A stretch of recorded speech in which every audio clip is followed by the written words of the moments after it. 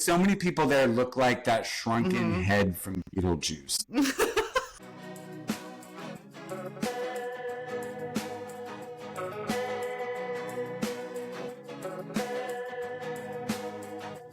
Hello, hello, hello. This is Timothy Hall. This is Gina Beavers. And welcome to our little art speak, fun, weird, kooky little show called Unstretched. I was like, what is my, what is going to be my unconscious train of thought that's just going to, spew out something? I was like, where is it? I was hanging on every word. I didn't know where it was going. It could have been inappropriate. I remember when phones first had that, predictive text. It's trying to fill in, when you're texting, it's, trying to fill in. And my friend had made all this poetry where she would, type a couple letters and then it would fill in and it would make this weird poem of random. That what it reminded me of. Last times, actually, I used to do that all the time. Just type in a word, then press the space bar because it would fill in the next word, and you could get. It was sort of concrete poetry. It was Dadaist concrete poetry with the iPhone. Yes, totally. Yeah. So good. Did you ever have those little poetry? Magnetic on your refrigerator. I have them in my East Village apartment right now. Right now, amazing. When we got that little apartment, someone gave us a box of magnetic poetry. Oh, that's awesome. Because they were like, oh, what could be more 90s East Village than having magnetic poetry? And I was like, you're right. So we do actually have magnetic poetry, and I do play with it because I try to just make the little moments count.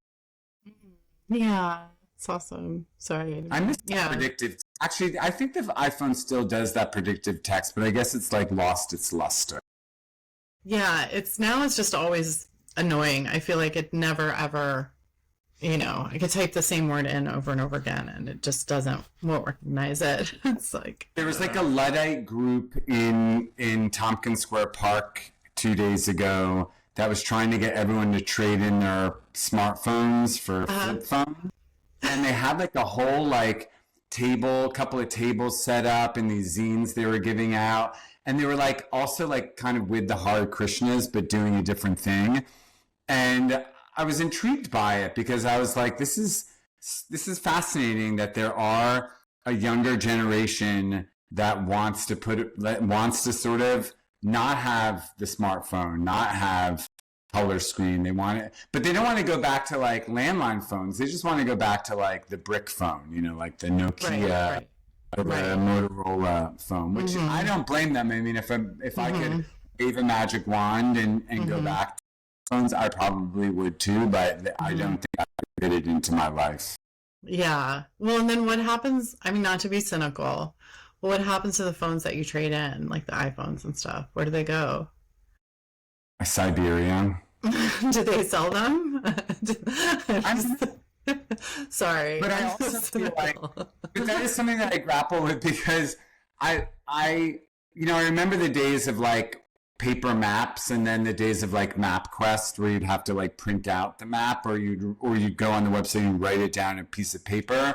I don't miss that. I really like Google Maps. I like driving with it. I like that it tells me there's a cop ahead. I like that it tells me my speed. I like that it reroutes. There's certain things about new technology that are really useful and can be really great. It's not an across the board terrible thing. Right. Absolutely. Gives and takes away. And even the connection, being able to stay in touch with people and see what people are up to. People are going on vacation, commenting. They're you're, I don't know. There's still the connectivity part of it can still be really convenient compared to I don't know, but yeah. Well, convenient, but there also is actually, I think there is a joy to social media. I personally, I do not struggle with social media. I enjoy it. I've gotten over generally the compare and despair kind of thing, and I feel I use it either to promote my own work or to tell, let people know what projects I'm doing, or to see what all the people I love and am interested are doing. I want to know what you're doing. I want to see the picture of your trip. I want to see what your children look like. That all that stuff to me makes me feel like I can still have my own personal interiority, but also know what's going on in the world. I just mute you if I don't like you. If I don't want to know what you're doing, I just mute you. So problem solved. I don't. If I don't like your life, if I'm jealous of your life, I'll just mute you. Like it's like easy, done. Yeah, totally. Well, and I was thinking that whole idea of FOMO. Somebody had posted an old video from the 90s of a band. You know, there are all these like accounts where they're reminiscing about the 90s in this way that was like so grungy, and we were all in a field and it was muddy, and I was trying to put myself back. Granted, I was like 16, I was like a teenager, but put myself back at those shows and the kind of like I went to Lollapalooza, it was like 10 minutes from my house one year, and thinking like I was 16, I was a girl.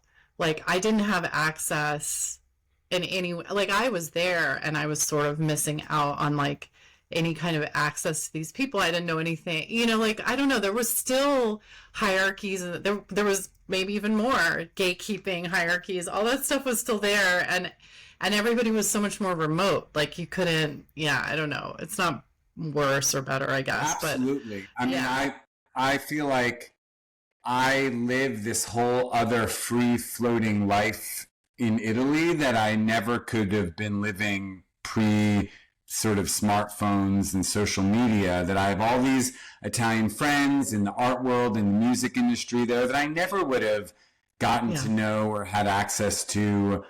Because when I did live in Italy before smartphones and that kind of stuff, I hardly knew anybody. It was so impossible to break into the culture and meet people and sort of have that deeper understanding. And now it's so much easier and more wonderful in that way. So I don't know. I feel like back in the pre-smartphone days, there actually, in a weird way, was more gatekeeping and a lot less access. Mm-hmm. Yeah. Well, yeah. Totally. Even if things were a little more grungier and off the cuff, and people weren't as afraid of being caught saying something crazy, or it wasn't all being recorded at all times, so that I feel like there was like this spirit of wildness. The reality is this technology is like the Faustian bargain, right? Yeah. It gives so much, but it also takes so much away, and you just have to find, I don't know, instead of railing against everything and wanting to be like such a contrarian, I try to find the middle ground of it. Like, how can I use it to the best of my ability, but not let it run my life or ruin my life, or like how can I find the balance in it? Because I think being an extreme either way is not realistic. Yeah, totally. That makes sense. Yeah, so I had a crazy Gina, tell us about it. About what? Sorry, you broke up. Tell us about what's going on. Well, so I feel like the last time we talked, one thing I forgot to talk about last time, even though it was really great and made an impression on me, was I did a studio visit with Anna Benaroya, my friend and great painter. She's having a show with Nina Johnson in Miami in conjunction with Miami Basel, like in December. But the work is going down and they're getting it all ready for that. So she was having people over to her studio, and the work looks really great. Jersey City, which was amazing for me. This is a little side note, but I was panicking because Jersey City is truly one of the hellholes for driving. Like, you could spend, like, it took me 10 minutes to get to Jersey City, and it took me like another 20-25 minutes to drive through it, because it's like, I don't know, it's tiny streets and it's like hell. Like, and I was like, I'm never going to find parking. What am I going to do? I remember this last time I went down there, I was like, I parked illegally and like panicked the entire time that I was going to get towed. But I drove my little electric car down there, and they had like a whole street of charging stations, and it said free parking if you charge. And I was like, oh my God, this is sweet. Finally, of course. Yes, it was right in front of her building, and I was like, yeah, that doesn't exist anywhere else. And sadly, now Anna's leaving that building, so like I'll probably never find anything like that again. But it was like It was really amazing. $5. Anyway, that's so dumb that bothered, that I was so focused on that. But anyway, her work looks insanely great. She's just made all of these like leaps with it. She does amazing works on paper. These are these like muscly, expressive women, kind of entangled, cosmic, like, and they really feel like they're like, the compositions are kind of exploding now into like celestial, like they're just amazing. They all have, not all of them, but I particularly like certain ones where the bushes, like the women's bushes, are like almost like an animate force in themselves. They're like these very 3D. They tie into the composition and the palette in like really fun, amazing ways. So are they drawing from life or from imagination? They're totally like imagination from music and, you know, very like, subconscious. I'm always impressed by artists who can draw so realistically or anatomically correct from imagination, because I cannot do that. I can't draw. Yeah. I could draw a house from imagination. I could draw almost anything, but bodies, I can't. I have to look at them. Yeah, well, and they're not super realistic. They're more in the realm of like Arcrum or like what am I trying to say? Like Peter Saul, or you know, and a lot of her works on paper reference like Jim Nutt and like people. I mean, you know, I see Jim Nutt and different people in some of those, like the Imagists and the Harry Who, that kind of, you know. Anyway, if you don't know Anna's work, you should go look it up and definitely look for her show. I'm gonna have to look it up. Yeah, so that was really awesome. So congratulations, Anna. That's cool. Yeah. So yeah, that was, and then I think we texted because I went to Aspen. Yes. How did that go for you? Well, my first try to get in, I was texting you because I think we had talked or something, and I was like, I have to get up at 3 and get my flight at 6 a.m. And when I got up at 3, I had a cancellation notice, or it was delayed until noon because there was that big storm. It was like a Wednesday night. Big storm, so I was going to miss my flight. You didn't have to leave the house at that point. That was good. But it was then like, I'm going to miss my flight in Atlanta to get into Aspen. And I immediately am calling the airline, you know, you're trying to get on another flight. They could not put me, that was a Wednesday morning, could not put me on a flight until Friday, which was when I would be coming home. So I was like, what the hell am I going to do? So I canceled. They did give me a refund for that. And I got another flight, which left Wednesday evening to Richmond, spent the night in Richmond in the worst hotel in America. Then right by the airport, and then took a 6 a.m. to Chicago, and then Chicago to Aspen, getting into Aspen at like 10 a.m. Thursday, and then hitting the ground running, doing a million things for 24 hours, and then getting back on a plane and like coming back. You were only there 24 hours in the end? Yeah, 24 hours. I was there for 24 hours, so. I feel like you traveled for way more than 24 hours. I did. And if I had traveled recently, like I hadn't flown anywhere since November. So I felt like I was rested. I was well rested for this. You need like 6 months rest before you get on before you fly these days. Exactly. Like if I had traveled recently, I don't think I could have done it. But I was just like, well, and I also did that dumb thing where I didn't get the traveler's insurance. Do you ever get that? The traveler's insurance on your... I have on occasion, because the people who told me that they've gotten it, it's like totally saved their ass on so many levels. Yeah. And so sometimes if I remember, if I'm feeling flush, I'll just add that like $100 on or whatever. And I've never fortunately had to use it, but I do think that's probably not a bad idea. Yeah, so I couldn't get any of my money back on my hotel or anything. So I was like, well, I'm going to go. So they just kept my room open the first night. I didn't show up. But then what was nice about that was I got in at 10 a.m. I could go straight to my room because I paid for it already the night before. But also like looking at it, because the gallery was kind of like, are you sure you want to come? Like for 24 hours, might not be worth it. But I'm really glad that I went. Like, I'm glad that I had that experience. I learned that apparently Aspen is such a small airport, it's such a small place. There's so few commercial flights that often people miss their first chance to get in. I talked to an artist who was like, I plan to come 2 nights ahead of time because my flight has gotten canceled so many times at the beginning. So just a little tip. Yeah. I mean, but that's a given now. Traveling anywhere is that you're Yeah. likely not going to get there when you think you're going to get there. I know. I It's thought like, it's an yeah. exception if you like this last trip I just took to Rome. I got there and I got home in perfect timing. Every flight was correct and connected, and I thought that that was a miracle because usually Hmm. something is wrong, something's delayed, something's canceled. You know, Totally, and totally.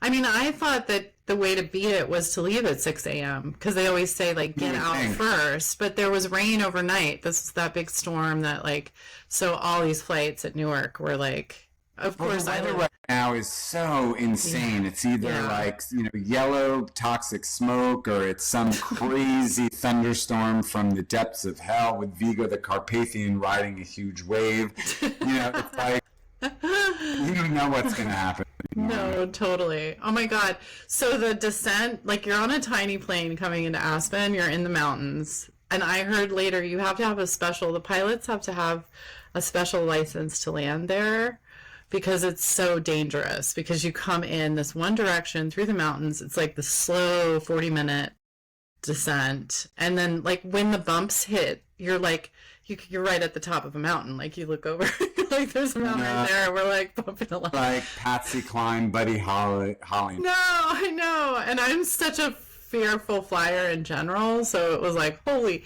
On the way out, he said, we're going to have some bumps on the way out. And I was like, okay, well, turbulence. Those things where you drop like 10, 20 feet and then you drop again and you're just like, no, that's it. We're dead. It's all over. Like that happened repeatedly on the way out. I was like, what?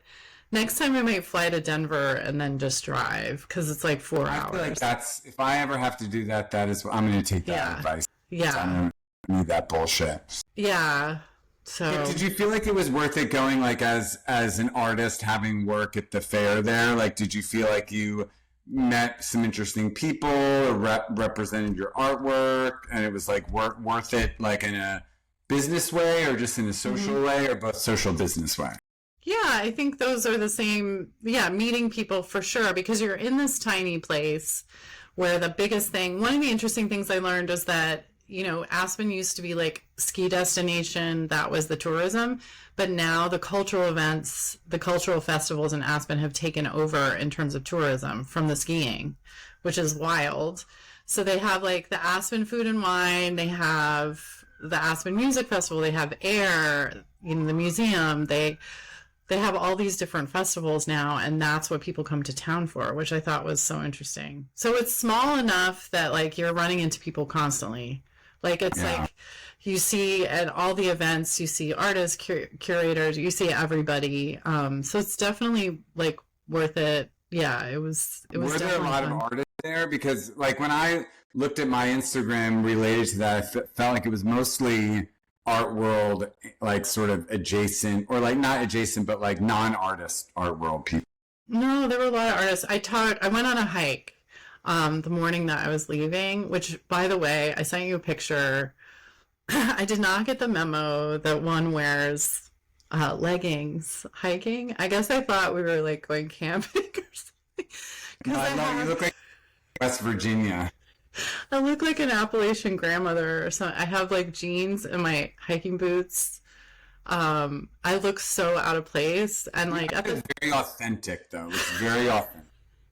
It's like Gina didn't get the memo that like this is not what you hike in anymore. It looks like 90s hiking or something. It did. You looked like you were definitely like you stepped out of like the little there, you hiked there, you'd spent the night. It was really pretty embarrassing, but yeah, so we ran up a mountain somehow over boulders, and I mean, it really felt like we were running. We were going at such a pace. And I ended up talking to different people along the hike, and I talked to Keith Mayerson, the painter, the great He's American great. Wow. painter. Yeah, so I had a long talk with him. I talked to Steffi Hessler from the Swiss Institute, for a long time. While I'm like, like trying to keep up. It's like very funny. What like Keith Mayerson doing there? Was he like, did he have work at the fair, or just like what was his sort of? So people donated works to the Art Crush, which is the Aspen Art Museum's event, gala. That museum is beautiful. It's just a gorgeous space, a gorgeous building. But he also had work. He had a show at the Denver Art Museum. He's from Colorado originally. Oh, I didn't know that. Okay. Yeah, so interesting. So he had a big show in Denver, and then I think maybe he was in a group show at the Aspen Art. Like there were different things that he was also connected to. So that was cool. Yeah, so there's definitely artists there, good artists, and yeah, it was definitely fun. So I would definitely, and I stayed at this place, $250 a night. I had to share a bathroom, but it was kind of cute. It was like hostel. It took me back to going to hostels in Europe because it was called the St. Moritz. It's very like Swiss chalet, ski chalet with a pool, heated pool. I sat in the pool for a couple hours. But yeah, you had to share about. It's kind of like camp. It was kind of like being at camp. Like I had my own room, but then I had to go down the hall. But I might stay there again. Like I don't know. Yeah, I had an apartment like that in Manhattan in the early 2000s in Murray Hill. It was like an SRO that had like a single room that I rented with a bathroom down the hall. It was like in an old townhouse, and it was really awesome because it was like $400 a month. And for a beautiful big townhouse room, and with like a little kitchenette, but I shared the bathroom with like 2 other people. It was like no big deal. I wish that those kinds of things still existed. Yeah, totally. Like especially for younger people, it's like why not? It was great when I was like in my early 20s, like totally. Yeah. So yeah, it was SROs in the city. Yes, totally. Yeah, so that was just a really cool trip. I went to Creative Capital, had a dinner at this amazing house. I mean, the thing about Aspen is how gorgeous it is. Like, you cannot believe how beautiful it is. Like, your mind keeps being like, and I don't know if part of it's dramatic, right? You're in the middle of the mountains, so every vista has like a mountain or roaring river behind it. It's like insane, but it's also like sublime. It's like really. It's really sublime. Sublime, totally. Yeah. And I don't know, the elevation's high, maybe the air is thinner, so you're getting these layers of landscape when you look. I don't know. I did have like an atmospheric perspective where the atmosphere makes things sort of like layered and hazy. Totally. You're seeing so much in every view. It's like it is like higher elevation, and I had a running nose and like swollen red eyes the entire time, and I asked, and which was really, I couldn't wear makeup, I couldn't put my contacts in, I was just like, I can't do, because my eyes are like, I look like I was stoned the entire mess for 24 hours. I was, but it turns out there are all these mountain flowers there that you don't see anywhere else, like wow. That if you have no immunity to, like, how could you, So you were like having allergic reaction? Yes, totally. Were you also kind of like high and dopey because the atmosphere was lighter? A little bit. I think I've definitely, have you ever had issues with like elevation? Because I've had Not really. Yeah, one time in Mexico City, I had like, it's the longer that you stay there. So like the fact that I was in and out in 24 hours, I think was good. If I had been there for like a week, I would have started to feel it. Yeah, for sure. Yeah. I remember going to Mexico City in the late 90s, and it was so smoggy. As you flew in, you sort of like saw this ring of smog that was the city, and when the airplane would pierce the ring of smog. And I just like smoked like a pack of cigarettes a day when I was there. And then someone had told me that just breathing there was like smoking a pack of cigarettes. Yeah. Wow, I was like basically smoking 2 packs of cigarettes a day while I was in Mexico City. Oh my God. Yeah, I got so sick. I went to the Material Art Fair like 12 years ago, 2014. and I had like the time of my life. Did I already tell you this? Did I already talk about this on the podcast? Maybe, but I don't remember. I feel like I'm definitely going to repeat myself some episodes because like I don't remember what I've talked about. But we'll have new listeners, they will remember, and it's like every time I wipe my mind clean after every episode. So yeah, exactly.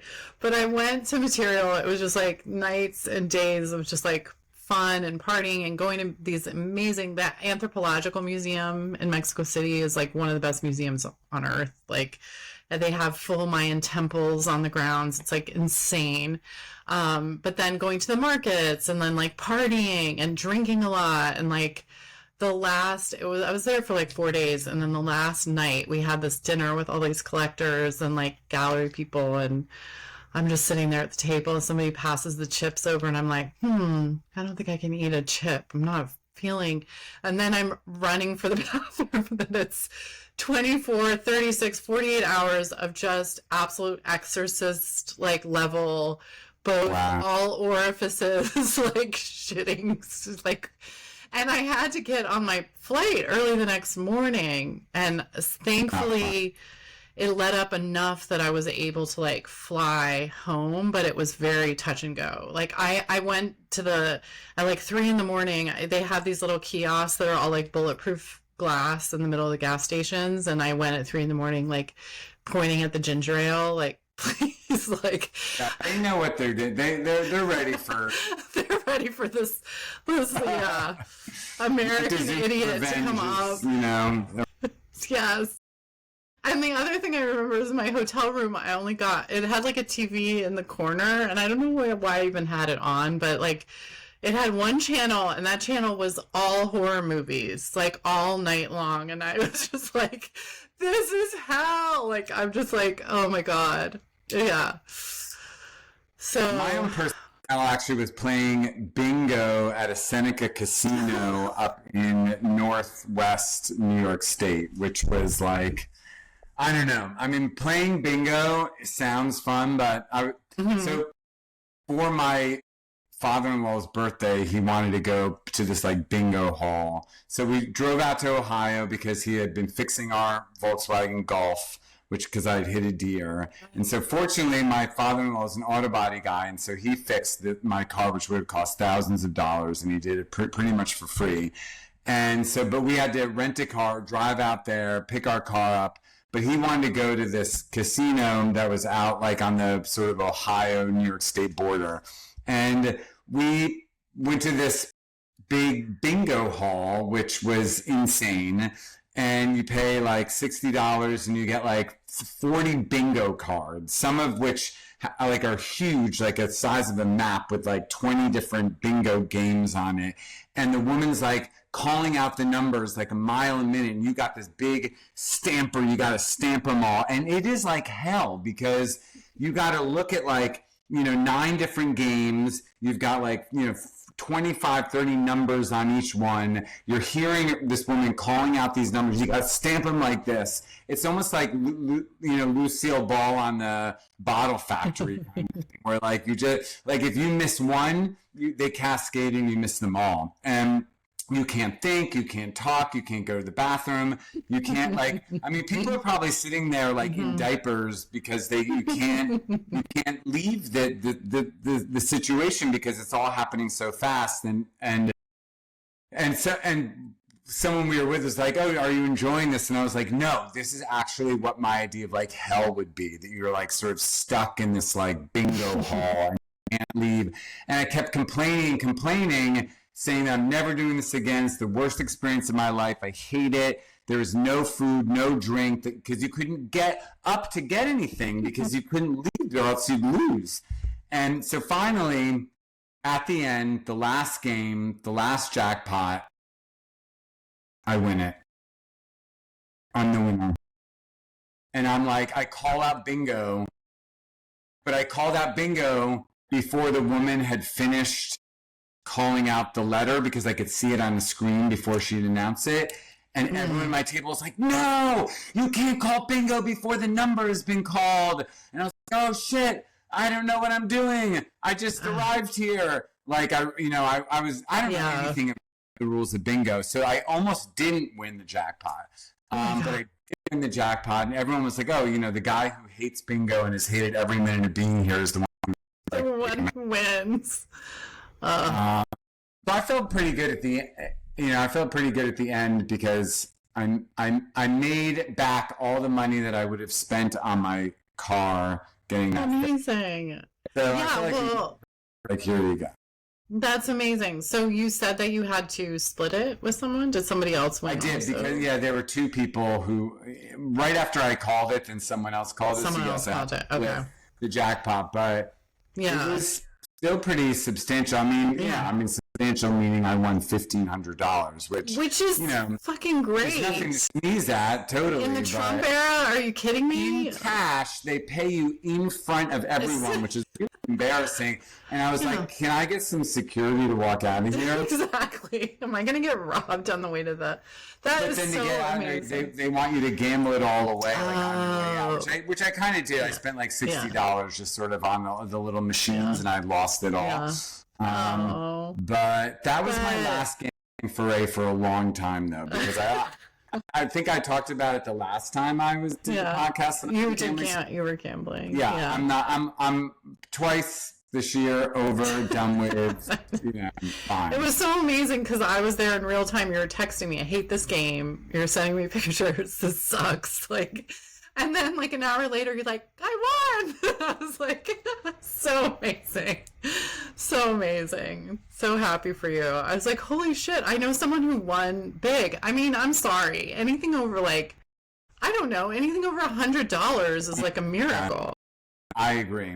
I have very good luck at gambling. Not like real gambling, but at those little things. I always seem to do pretty well, generally. I mean, whatever. But I feel like you just got to go in and be like, who gives a fuck, and just totally, have fun, enjoy it. I mean, there are people that there were people at this casino up there who really looked like they'd been through the ringer. They really looked like an old, dirty, old, rotten old rag that just was wrung out, and they've been smoking forever and drinking, and it was very sad in that way that this is not, there's no glamour there like you might see in Las Vegas.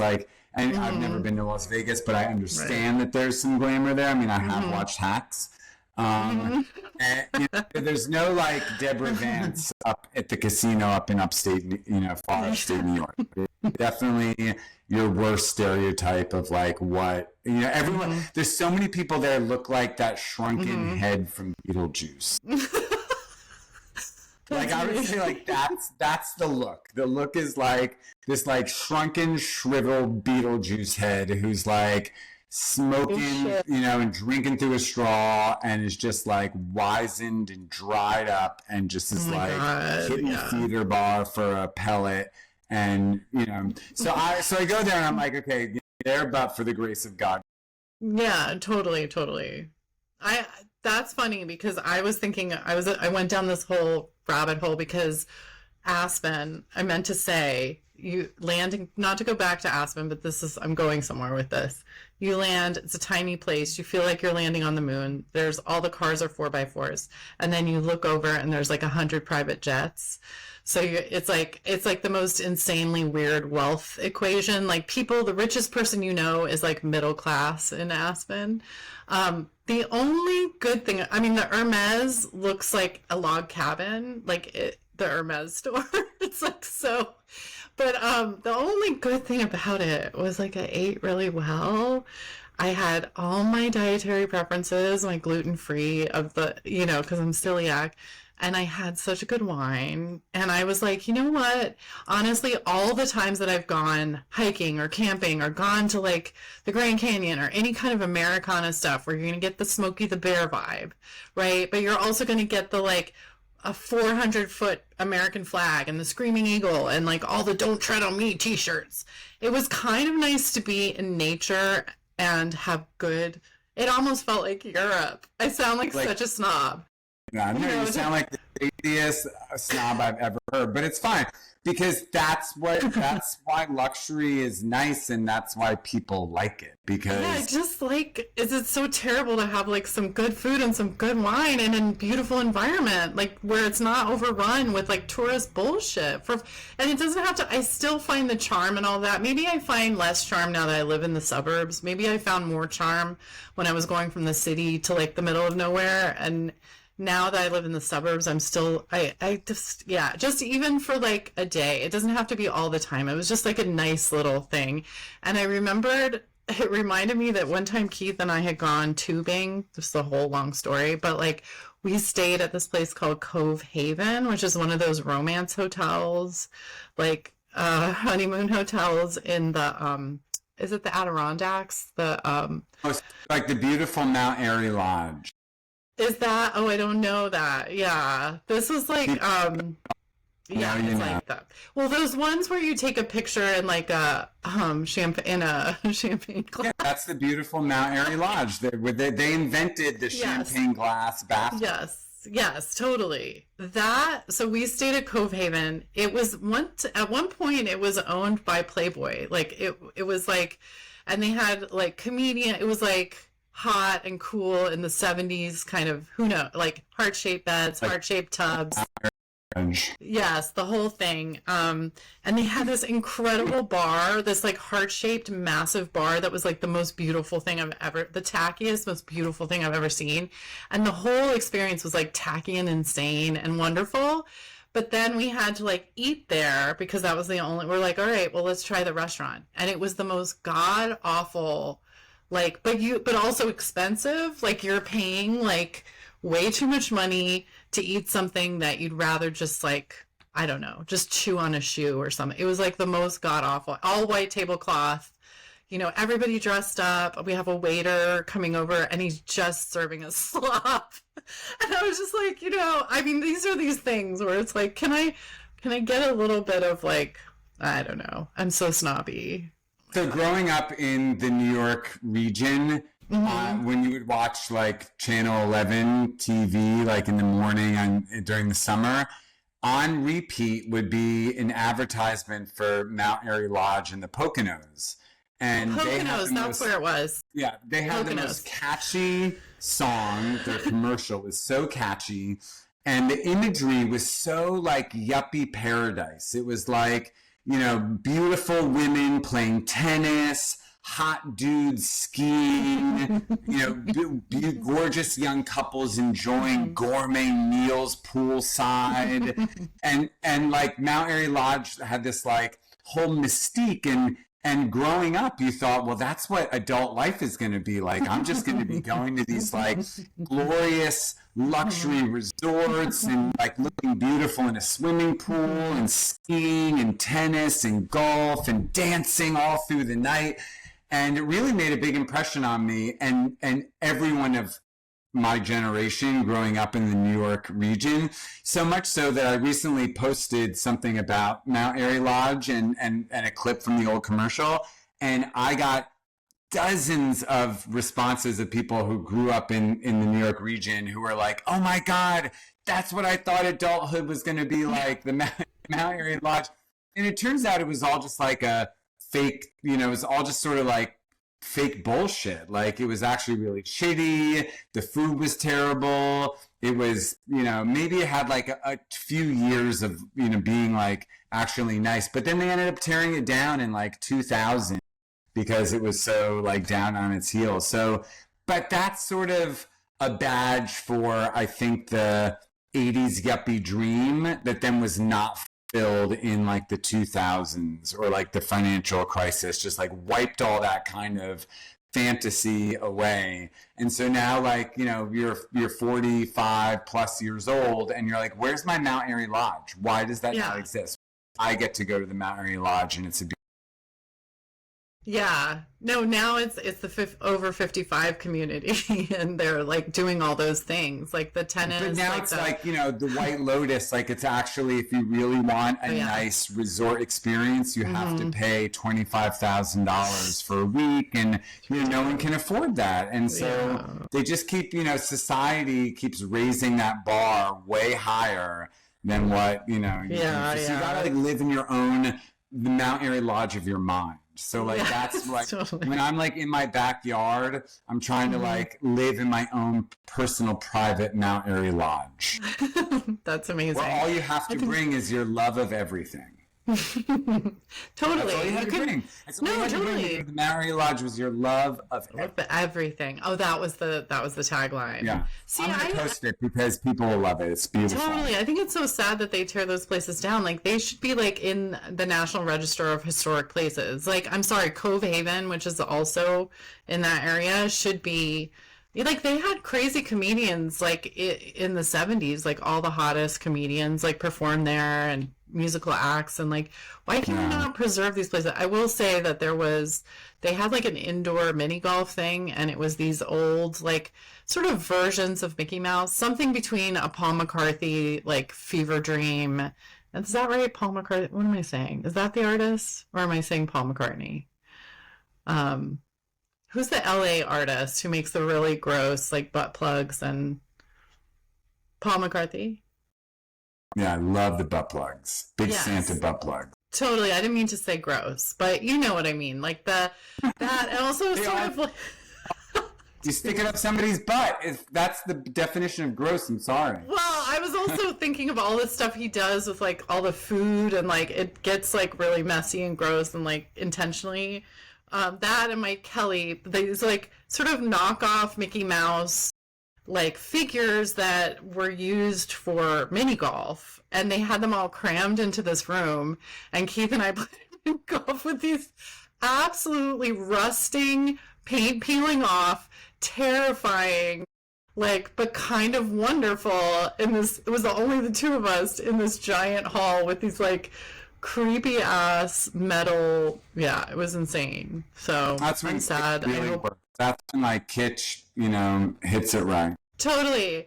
And it's supposed to be a romantic thing, but you're like, this is terrifying. Like, I guess it's romantic for someone, but like, this is scaring the Well, I shit feel out of like me. the, I mean, the casino that I've been to as well sort of tried to have a romantic air to it, but I was like, this is not romance to me.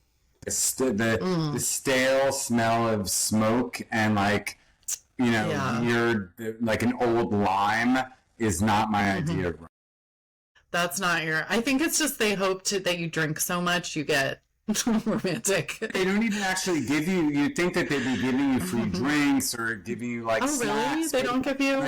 Drink your snacks. No, I just want like a bowl of Dorito. Like I want a bowl of goldfish or a bowl of Doritos and like a Coke Zero, but no, they're not giving me that. Oh my God, I want to go gambling with you sometimes. I want to go to a casino sometime.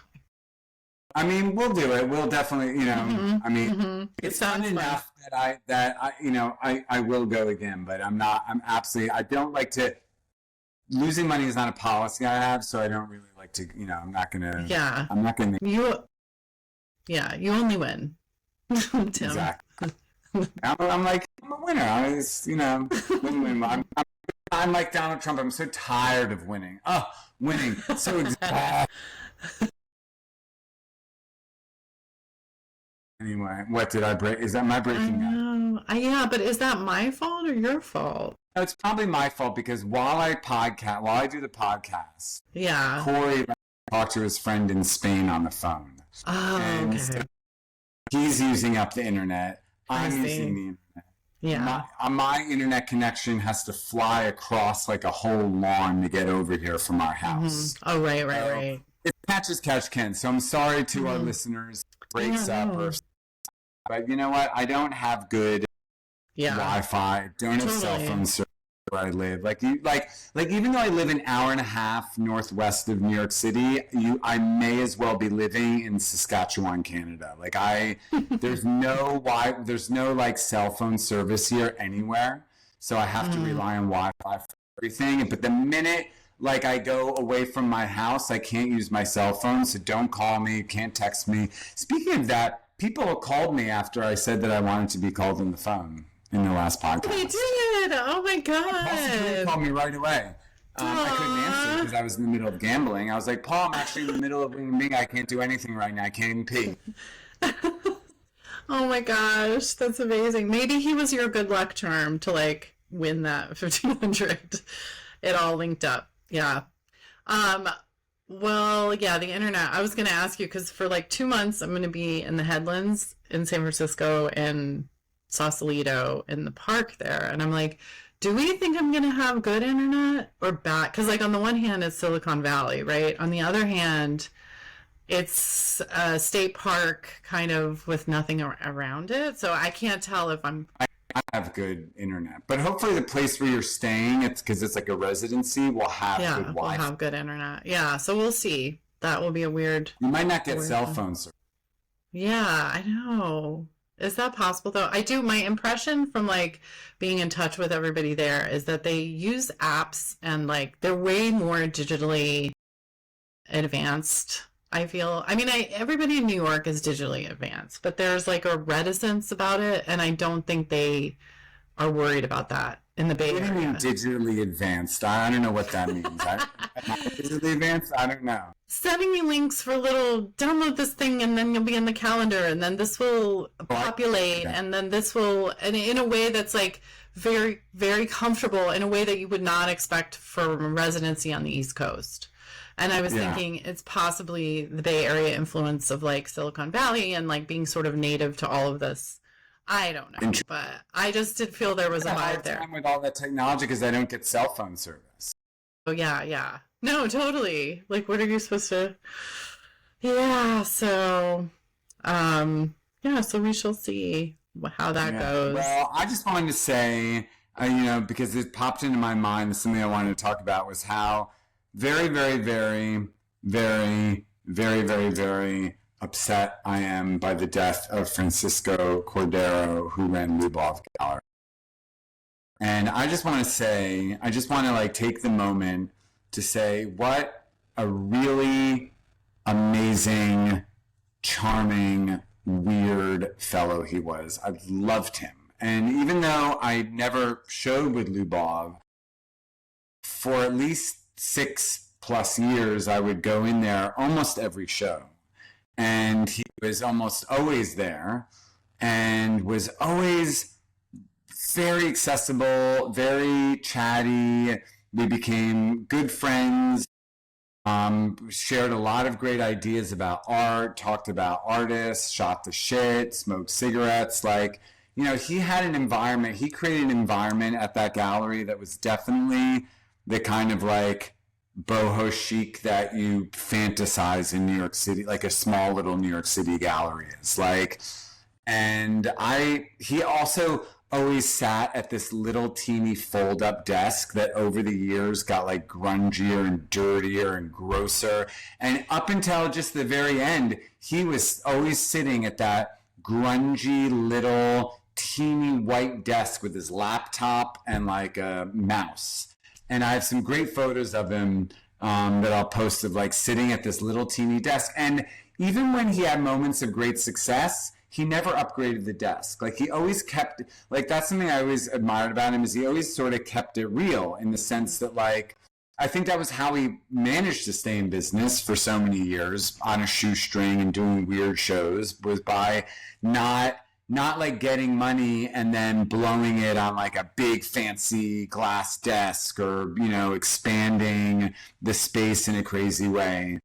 But I do, I watched him over the last 6-7 months kind of unravel, because as the art market was unraveling, he really got hit hard, and it became really tough. And he had always struggled with drugs and other mental health issues. And I think that the sort of raw cruelness of the art world, even though for him on many levels it was very generous and very kind, but the general kind of raw cruelness of the art world, I think really in some respects took its toll. And I think that there were, of course, outstanding other reasons, but it gave me a lot of pause about how, if you're like, you know, it reminded me of the movie Amelie, where there's this part where they say, you know, times are tough for the dreamers.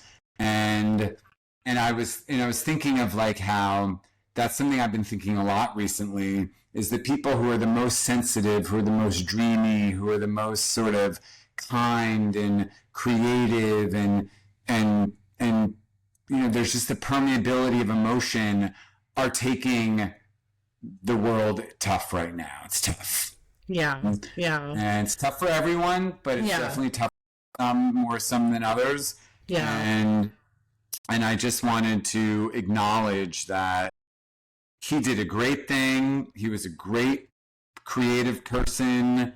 His gallery had great shows, memorable stuff, flew off the seat of his pants. I loved it. But he never held up the veil between like, I'm too cool, I'm a dealer, you're an artist. Don't, you know, there's so many gallerists who do that, who play like a little cool game. And he never did, even though he was sort of like one of the coolest people. And that's what I love. That's what I love so much about Francisco. And I want everyone to remember that he played the game and he kept it real. And I'm just really sad. And it also reminded me of Schopenhauer, who's this German philosopher I happen to have been reading a lot the past couple of weeks, who's been a favorite philosopher of mine for most of my life. But more recently, I was reading The World as Will and Representation, and he talks so much about suffering and how suffering is this just quality of human life that you can't get out of it. It's just the nature of being human and having the will and having desire and having movement and energy. It leads to constant suffering.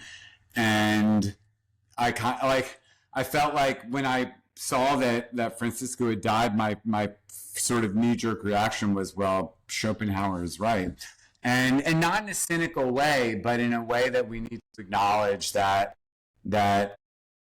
we're all just striving to exist and doing the best that we can, and we should have compassion for each other and for what we're doing, and just want to remember that.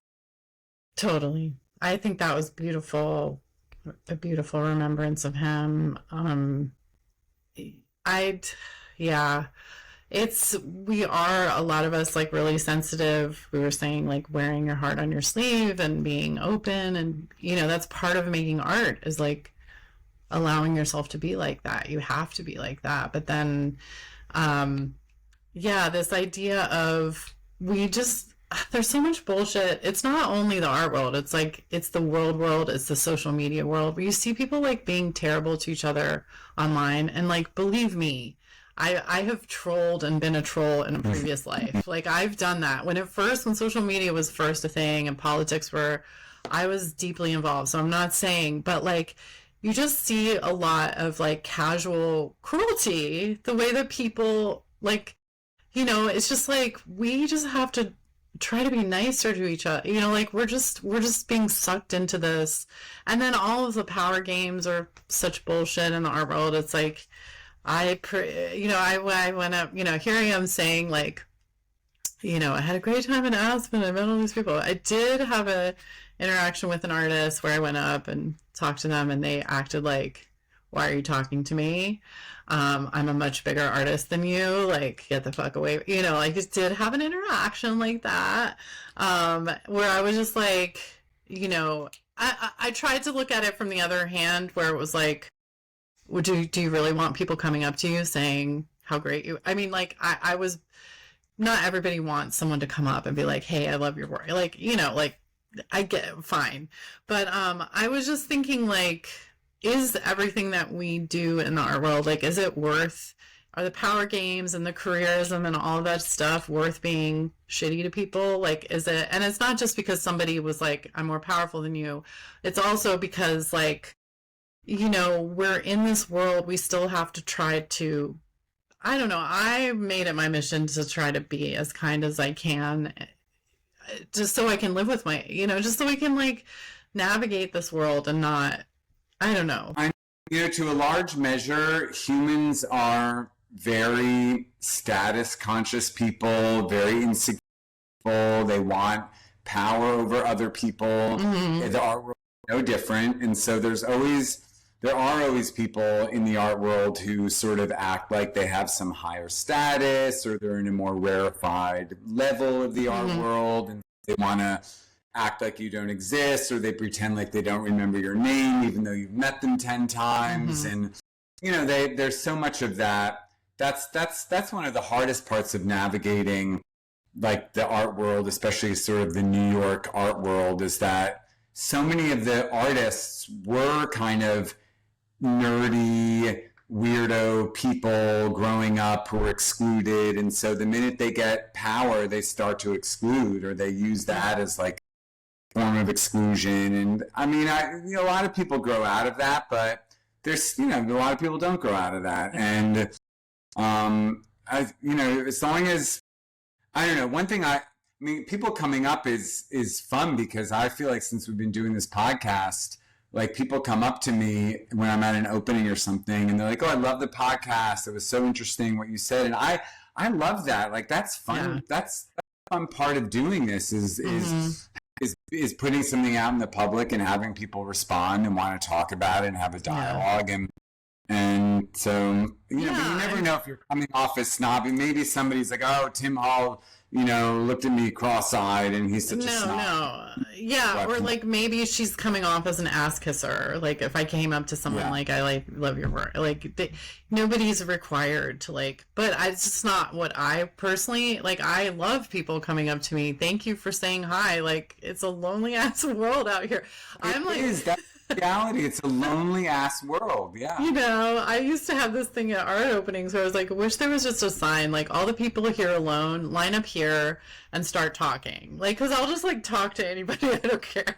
But I could see that could also be annoying. But yeah, I don't know. It just, there were, I'm like studying Stoic philosophy, whatever. It gets a bad name. But one of the things was like, Abraham Lincoln being, this is not Stoic philosophy, this is an interpretation, a great person and politician, even though he was a politician, like that he was in this like snake pit and he managed to salvage like the parts of himself that were human and humanity. Like he managed to maintain that, which I think that's super important for all of us, and like to not judge people, to not, or to not try not to, and to try to give people break. Everybody's out here trying to do their thing, and we're just also, I don't know, artists. We get like, we do this podcast and it's like we never quite, being an artist, like you never get all the information, you don't get all the pieces of the puzzle, you're just like constantly trying to piece it together. And I think it leads to a certain kind of paranoia and fear, and you're just like, so people get cagey and like, I don't know what I'm saying, but well, sometimes you just have to sweep the floor and paint the wall, which is definitely what I did this week. I finished teaching my summer online class, which was super fun. I think I talked about how much I enjoy it, actually. I never would have thought I would enjoy teaching like an online drawing class, but I absolutely love it. And the reflections that I got from the students at the end were so interesting, and I can't believe how much they get out of an online drawing course, but they do. So I think that it's a valid thing. Anyway, so after the class was over, I was like, all right, I have a little extra free time now. I'm going to paint my studio floor and paint the big painting wall where I paint. And I hate doing that. I hate it. I hate moving stuff. I hate cleaning stuff. I hate painting, wall painting. Like it's like not, I absolutely loathe doing it. But every like 3-4 years, I do it because that's how much I hate it. Should do more. But it feels so good when you're done to have like a nice, clean, white wall to put a new painting onto to start. It really feels like there's like a fresh, and also painting the floor, I paint it like that kind of Matisse gray, like newspaper, and it just feels like, all right, it's the end of the summer. I've got a couple more weeks left of kind of blissful full-time artist fantasy. Fall semester starts, and got to go back to crazy routine and teaching duties and administrative stuff and just back and forth. Just life gets so crazy that it's nice to feel like I'm going to start all that with a clean slate studio base. That's awesome. That's wonderful. I know that feeling too. I put down this like board on my, what is it? It's like cardboard, thicker than like brown paper, but like cardboard paper.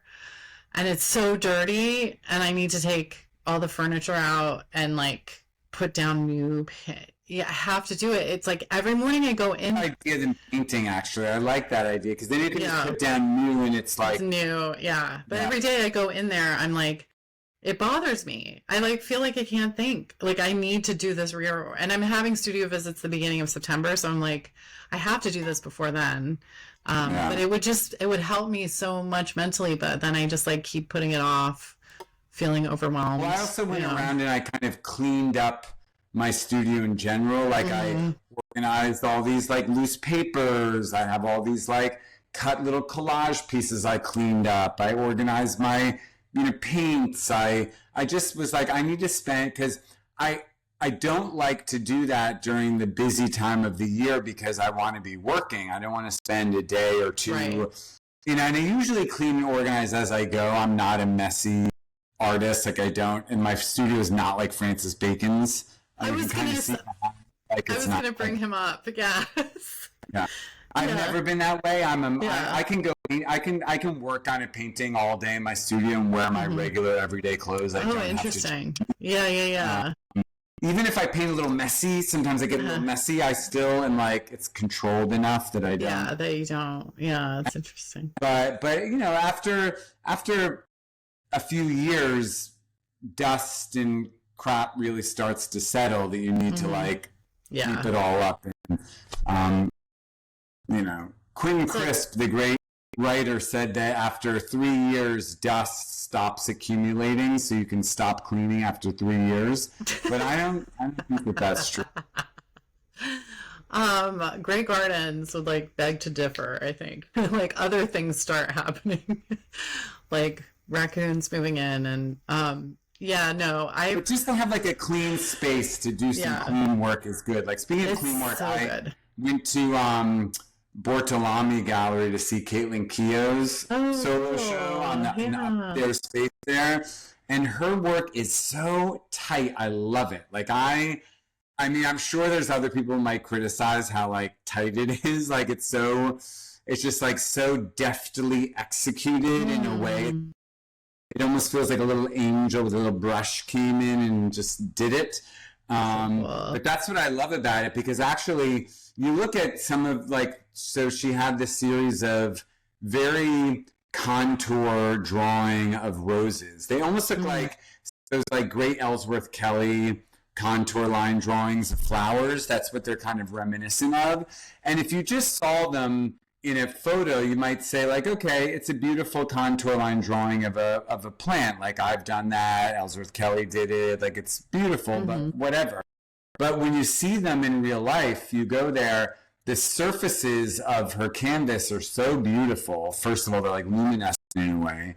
And then the brush stroke is so light and airy and dynamic and smooth, but also wispy, that you're like, how is this painted? How did she do this? Like there's a deftness to it that is just sort of miraculous. So that's where she's getting you with that. You got to see them in person.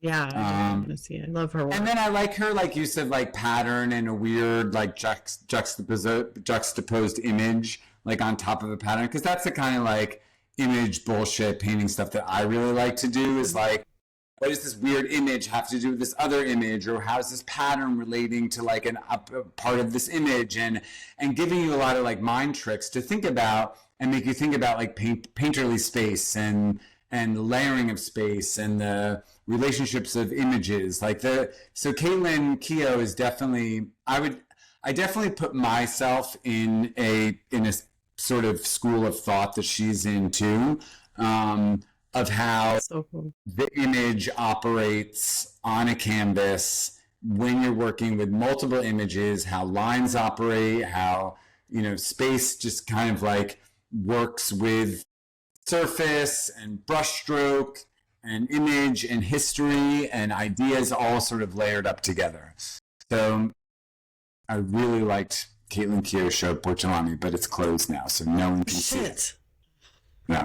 Yeah, that's too bad. I love her work. I've loved it for a long time. I'm glad you got to see it.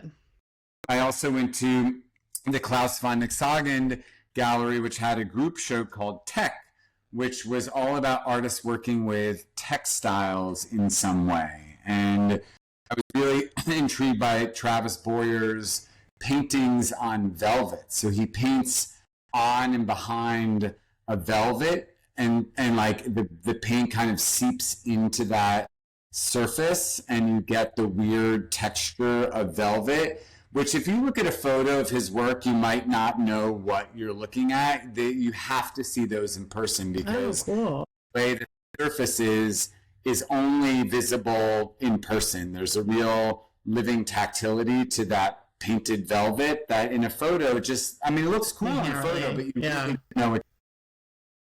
So that was fun to see those in person.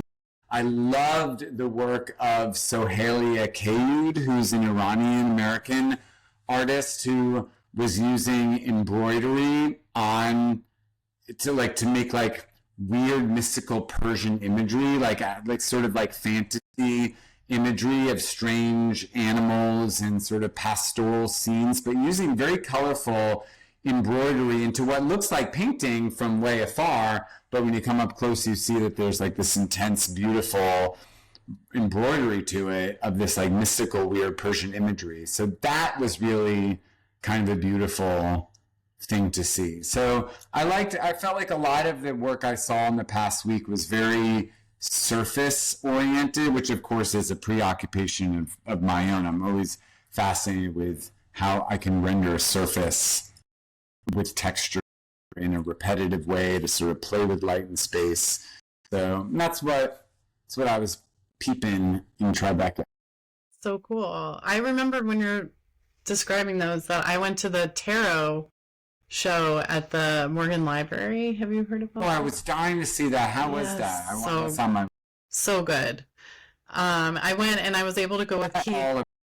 Yeah, tell us what it's about. Yeah, well, so the one half of it is sort of the historical, like they have actual decks of these cards that led up to the final deck, which I think is, now I'm forgetting, I want to say Bosca. I'm forgetting the name of the final deck that then the Rider-Waite, like modern tarot, is sort of based on this one that I think was at the, what is that one? Is that the Rider-Waite?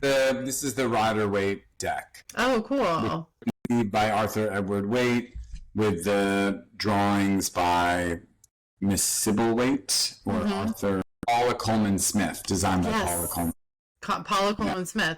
She based her drawings on this last deck, which I think is called the Bosca. It's like so fantastic. I think they were at the British Museum or somewhere where she was going to reference them. Anyway, the whole thing, this line from these card playing games, at court.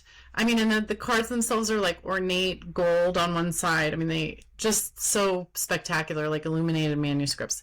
And an entire family, like, I forget now the name of the Italian family that would work on these, as well as do frescoes and all these other that was kind of a fun thing to think about, an entire family working on these artistic endeavors. I don't know. I had this moment in that show where I was just appreciating so much of the beauty of these drawings of different things that things were based on.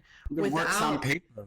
Yeah. Right? They're like little gouaches. Exactly. Without any sort of name attached, because like so much of like looking at art as like the personality attached to it. I don't know, just like appreciating like, wow, almost anonymous, like in terms of art history, but like, I don't know, I just had that realization, probably why I love a lot of outsider art. It's like this purity, also this idea of you're making an artwork for another purpose. and just the purity of that, like the kind of unself-consciousness of that. Well, the artwork on a tarot card is where the interpretation comes in. You're interpreting the feeling, the emotional resonance of the archetypal image. So the image has to be operating on a very high level. Yeah, I thought it's interesting that the modern tarot is based on a woman's drawings. So every time someone interprets a tarot deck, the original, that one,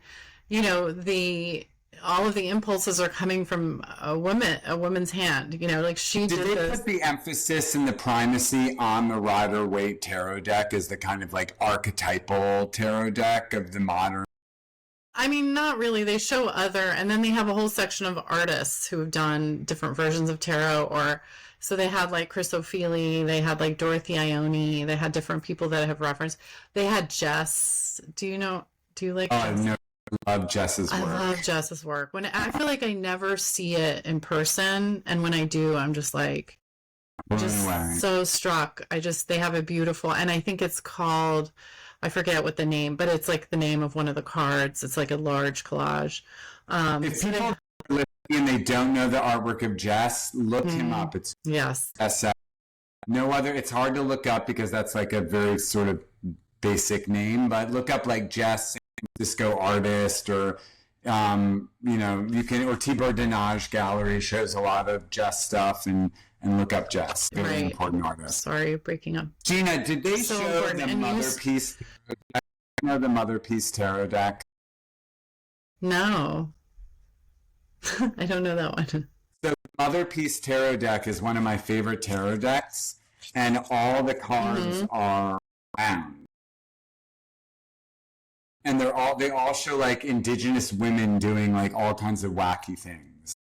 And it's one of my favorite. It's by Karen Vogel and Vicky Noble. It's like a very feminist oriented, very sort of archetypal, indigenous oriented deck, which I really like to read both in tandem, the Mother Piece deck with the Rider-Waite deck, because I feel it sort of has almost like a East meets West vibe, or a yin yang kind of vibe of like two different sides of the same coin, to get like really interesting image relationships to get something out of the tarot. That's really cool. Well, one of the things they had, which just like struck me, because these cards, the history of these cards is much more like a card playing game, more like the whole idea of like one card trumping another, suits and like who and the ranking and all of that, since we were talking about power. And there was this great image that was like, let me see if I can find it, but it basically had the 6 suits, and it was like beggar, servant, artisan, gentleman, noble, emperor. And I was like, okay, where do we fit? We're the number 3, baby. The 2, 3. We're like down here. But it was like, oh my God, this entire like idea of a deck of cards is built on this idea we were talking about earlier about power and who has more power, and like, But there was also a really fascinating thing about how different kinds of games you were allowed to play, because, the religious, this Christianity, the pervasiveness of Christianity, just like you had to be careful about what kinds of games you played, but certain games you were allowed to play, and in order to counter certain vices. So they said like chess was to counter pride. You could like, just the way that they set it up was like so funny. Yeah, because chess will bring you to your knees. I'll see if I can find it. I'm amazed at how many people like that I come in contact with have thought that the tarot deck is some kind of occult thing, like it actually has some kind of anti-Christian spirit to it or something like that. And I'm always shocked by that, because I've been reading tarot cards all my adult life, and I use them on so many different levels in my life, and to me it's so much more psychological. Like I look at them through a Jungian lens. Like I have a lot of books about like Jung and the tarot, and Jung's ideas of archetypes in the tarot. And so for me, it's not really a magic. It's really a psychology. I mean, there's the psychic reality to it, which is sort of metaphysics, but Yeah. but I feel like like a lot of people who see the tarot as being some kind of occult thing that has some kind of weird, dark, spiritual divination to it are actually really and don't know anything about tarot. No, totally. Well, you should have seen my, well, probably shouldn't say this, but like my evangelical, like very religious mother-in-law at Christmas when I got Keith the Dali deck. She just looked at me like, why are you introducing Satan into my son's life or something? It was just like, oh. I mean, I believe in demons. I believe in devils. I believe in bad spirits. And like, but I don't think that the tarot is, it can be wound up in that if you want it to be, if you want to approach it from that way. But intrinsically, it is not that way. So I found this thing. So golden games, you could play games the right way through pious reflection, and it makes them into golden games. So in this state, board games are played against gluttony. I don't know why that would be. Card games against lust. I don't know why. Dice against avarice. Shooting against wrath. Which is like, why would shooting be against, I don't know. Dancing against sloth. So you're allowed to dance as like a counterpoint to sloth. And harp playing against envy, which I like that one because that's like, I'm not going to be jealous. I'm going to be godly. Like, but anyway, I just thought that was arbitrary. It does sound more arbitrary. Although I did think that chess, didn't they say chess? I thought they said chess against pride. Yeah. I can't do chess. That's why I can't do chess. It's too much. It's too. I can't think that far ahead. I don't want to think. It's like the opposite of Zen. I just want. When I'm playing a game, I got to be. It's like gambling. It's like you're in the moment. You're just like totally. Right. There's a Zen to it. Yeah, totally. Zen in the art of it. Right. Chess stresses me out. Yeah, exactly. Pride. This kills your pride. We got to get your pride lowered. But anyway, that was a really good show. I definitely recommend it if you're in New York. There's also a Peter Hujar show upstairs. For the contact beats? Yes. Yeah. Unbelievable.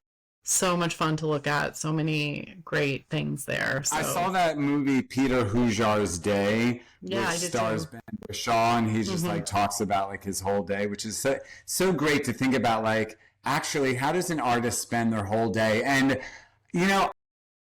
it depends on what day you get me. Like some days I do like next to maybe kind of nothing, but some days I do have a day that's like that in the city where I'm seeing this person, seeing that person, meeting this and doing it and doing it, and so like you realize that, wow, no, there is an actual, the artist sometimes goes through a day in a really amazing and miraculous kind of way. So watch Peter Day. Totally. Sort of get. It was really, such a good, watch the movie and then also go see the show. Especially if you're interested, if you live downtown, if you've ever lived downtown, if you're interested in downtown or that milieu in the 70s and 80s. And like, there's so many great people. Like I saw a great contact sheet with John Waters, like a young John Waters, and like, it's great. It's great. Yeah. I live a block away from where Peter Hujar last lived, which is where East Village Cinemas is now. Oh my God. And I didn't even realize that. Yeah. And after I saw Peter Hujar's Day and he was talking about where he lived, I like looked it up and I was like, oh, I live like a block away from where Peter Hujar lived for like a long time, like above the cinema, like in a loft, which you can still see it there and it like feels really real. Like you kind of history. That's so cool. Wait, is it a cinema? Is it a? It's East Village Cinema. East Village Cinema on 2nd Avenue. Yeah. Yeah. We lived on 10th between 1st and 2nd, across from Grace Church, for a lot of years. Diagonal from where I live is where Frank O'Hara also lived. There's a plaque that says Frank O'Hara lived in these apartments. It's just that's so cool. What's so cool about like New York is you live. Even in the present day, it's like almost like going to Pompeii, but a more recent one. It's like there's so many layers of history and people who did stuff. It's cool. Hey, have you seen The Devil Wears Prada 2? No. Okay, well, I watched it because I like movies that deal with magazines and like culture like that. Yeah. And I wanted to see it, and I was totally blown away that in the middle of the movie they're having some argument in Meryl Streep's house, she plays like the newspaper editor, and there is a Claire Grill painting in the movie behind Anne Hathaway, and I was like, what the fuck? So I took a screenshot of it and I sent it to Claire, and I was like, Claire, how the hell is your painting in The Devil Prada 2? Like, how did it get real artwork in a movie like that? I have no idea. And so she told me that there's like a curator who is like a woman in the art world who connects like what art would be appropriate for the character in the movie. And they didn't even get her real painting. They saw a painting of hers that she liked. They asked her for permission. They gave her a fee, and they made a high-res reproduction of it for the movie that then they destroyed it after the movie. Oh, I love it. Which, you know, is fine because the artist retains the right to the image. Yeah. But here's where it's funny is Claire said that the collector who actually had bought that painting saw it in the movie too and didn't know, and was like, how the fuck did they get my painting into that movie? Like they thought they were having a stroke or something, because they were like, I own that painting, that's in my house. Oh my gosh, that's so funny. And that was a funny like part of the story, but that's how she got her painting. And there's some curator and there was a Cultured article about this woman who curates the art that goes into movies. She's done it for Succession. She's done it for all these other different kinds of films. So if I can remember, I'll post that, or you can like look it up in Culture. So cool, so cool. It's a cute movie. I really like The Devil Wears Prada too, because I think anyone who's of basically like our generation or older should watch it, because it talks so much about the death of like old media, print media. Yeah. You know, but even younger people should watch it, because I think it gives you an idea of where a lot of the way in which the older generation thinks about media and art and culture and how it's understood and how it's processed. You know, I think that they're actually, it's the reason I love like Project Runway, like the new, like I'm not a fashionista. I don't really know all that much about fashion, but I love the creative process of the fashion world. Totally. And so that's what I liked about The Devil Wears Prada, because it's sort of about the fashion world, but also the magazine world. But also the Project Runway, because it also reminds me of like grad school crit. Totally. I feel like Project Runway is the closest you could get to like an art competition show. Like I think that's, yeah. And I do think that like I've learned things over the years watching Project Runway about fashion and like how people's expectations about how things should fit, or I don't know. But I learned about the creative process from Project Runway. Like I also tell my students, like, the best TV for you as a creative person, I think, is Project Runway, because it gives you the idea of like how to build an idea from sort of scratch, how to present it, how to talk about it, how to defend it, how to take criticism. Like in this season, Roach is a mean ass motherfucking bitch. He is as mean as they get, but you know, half the time it's bullshit, and I'm like, whoa, you are overstepping, and this is inappropriate. But half of the time, I'm like, he's actually really holding them to a very high standard, and I appreciate it. He's not letting them get away with shit. Yeah. Have you seen those supercuts of all the Michael Kors quotes? It's like from. Was great. Isaac was great. Like I love so many. Yeah, they're like the insults, the things but they're like so often kind of right on. You know, like they see so much crap, and they're really like. I mean, Roach. But it goes back to our whole argument of criticism. Is I feel like most artists actually would not be able to stand up there and have their artwork criticized in the way that they do on Project Runway. But sometimes the designers don't. Sometimes they fight back and they argue back. They Yeah, can't. they They do. can't take it either. I mean, I think that's such a difficult thing to put something together that also makes someone like look good or strikes like an idea of like high fashion or it's art or whatever. You transform this thing into something that someone actually wears. It's like so mind blowing. La Roche did all of. Oh, sorry. Oh, I'm sorry. Go ahead. No, I was just gonna say La Roche did all of Zendaya's looks for the red carpet for the Odyssey like press tour. You should go look at those because they're like incredible. Like because like as a stylist, like they're just. I mean, I love Law Roach. I think he's very creative and very interesting, but he brings a lot of his own psychological baggage to his critique, and I'm like, I feel like he's projecting a lot sometimes when he hard not to do, but man, I just had this fantasy of the most incredible podcast that could happen is if like 4 judges went to like 4 different exhibitions and judged the exhibitions as if it was like Runway. But you know, you couldn't do that because everyone would hate everyone. Everyone would hate everyone. They'd be like, you're all so mean. Why are you mean? Blah, blah, blah. But I think it would be so interesting to just go and do like group critiques in that way that they do on Project Runway, because I don't think we get that in the art world, and I sort of do wish that. I'm as long as we're talking about fashion for a minute. Sorry. I really love this show. I liked your shirt, looks so good. But Bronwyn Newport, who is a Real Housewife of Salt Lake City, has a series on. She like Bronwyn Newport. I think her last name's Newport, but Bronwyn. That's the name I've ever heard. Brahmin Newport? Bronwyn. Okay. Whatever. I'm sorry. Let me just basic bitch out for a second, but she's an interesting character. Oh my gosh. On my way back, I know we're almost out of time, but on my way back from Aspen, I asked the AI, where do I get gluten-free food at the airport? And I was like ordering at this Mexican place, and this young woman next to me was also ordering, and she's like, are you celiac? I'm like, yes. She's like, can we sit together? And turns out she is a former Mormon. She was flying back to Utah for a funeral, and we sat there and talked, and we were talking about Bronwyn, because I was like, Salt Lake City, she's flying back to like Salt Lake City, and like I was like, the Real Housewives of Salt Lake City have become huge, and I said part of it is because they have no self-awareness.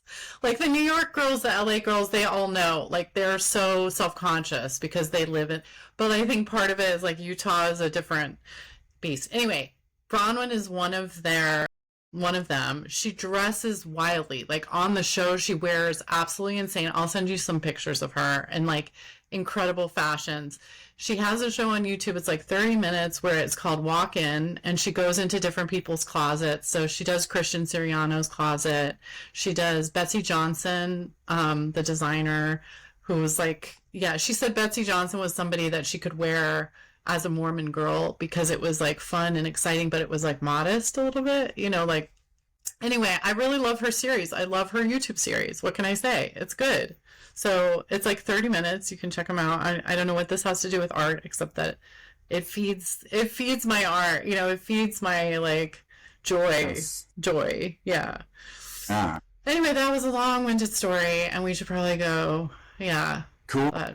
Well, we're keeping it unstretched in the hot and humid dog days of August.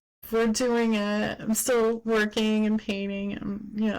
Okay. Yeah, I'm going to take advantage of the next few weeks of studio time before the fall semester starts and the fall art season, and back to really the of the world. But it's good. I like to take the Ferragosto, like August sort of off, hang loose, relax. Totally, the way the Europeans do. Yeah, they take August off, right? But hopefully we'll record soon and we'll have a late August episode. Yes, totally. Okay, cool. All right, bye, Tim. Arrivederci. Bye.